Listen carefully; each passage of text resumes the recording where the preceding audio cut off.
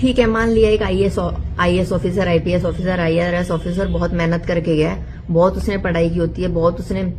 तैयारी की होती है, बहुत परिश्रम किया होता है उस परीक्षा को उत्तीर्ण करने में, और कोई आईएएस कह रहा है तो कोई आईपीएस कह रहा है, तो वो बात जो है लोगों को सही लगती है, ठीक है, क्योंकि लोगों के मन में उनके लिए एक डिवोशन सी जनरेट हो जाती है, जैसे कि भगवान के प्रति डिवोशन होती है ना, कि भगवान जो भी करेगा वो सही करेगा, तो उम्मीद रखते हैं उनसे, क्योंकि उनको जो है ऐसा काम दिया जाता है जिससे लोगों की प्रॉब्लम सॉल्व होनी होती है। इसीलिए इसका मतलब ये नहीं है कि जो लोग बाकी जॉब में गए हैं, एसएससी सीजीएल करके गए हैं, या जो पीएसयूज में गए हैं,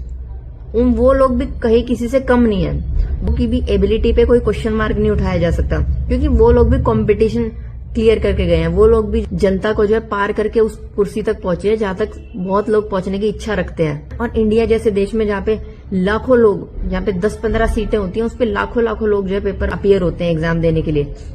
मेरा तो मानना ये है कि कुछ करप्ट आईएएस ऑफिसर से तो बढ़िया इन्फ्लुएंसर्स भी होते हैं, बहुत ज्यादा लोगों तक पहुंचने की क्षमता रखते हैं। ये एक डिस्ट्रिक्ट कलेक्टर तो एक डिस्ट्रिक्ट तक उसका कार्य सीमित रहता है, लेकिन एक इन्फ्लुएंसर जो है, एक अच्छा इन्फ्लुएंसर जो कि किसी की मदद करने के इंटेंशन से, या फिर किसी की लाइफ में वैल्यू एडिशन करने के इंटेंशन से अगर कोई कंटेंट बनाता है, और वो कंटेंट जो है बहुत लोगों के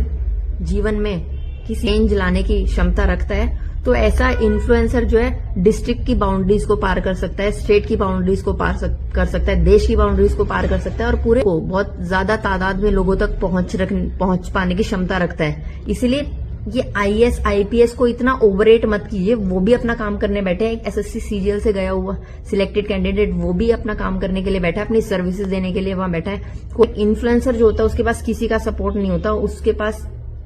अपना एक विजन होता है, अपनी एक डायरेक्शन होती है, और बहुत लोग कई बार उस इन्फ्लुएंसर की डायरेक्शन से या उसके दिखाए हुए राह से प्रज्वलित होते हैं। उनका, या वो फौजी है, या वो कोई सरकारी कर्मचारी है, या वो कोई प्राइवेट कर्मचारी है, तो हर एक आदमी अपनी सर्विसेज दे रहा है, हर एक आदमी जो है देश की तरक्की के लिए कार्य कर रहा है। तो इसीलिए अगर किसी भी तरीके का कंपटीशन करके जा रहा है तो उसमें कैलिबर है, और वो सोसाइटी को चेंज करने की क्षमता रखता है, क्योंकि उसने बहुत मेहनत की होती है उस जॉब को पाने के लिए। तो इसीलिए सिर्फ आईएएस और आईपीएस को ही जो है ना, वो तमका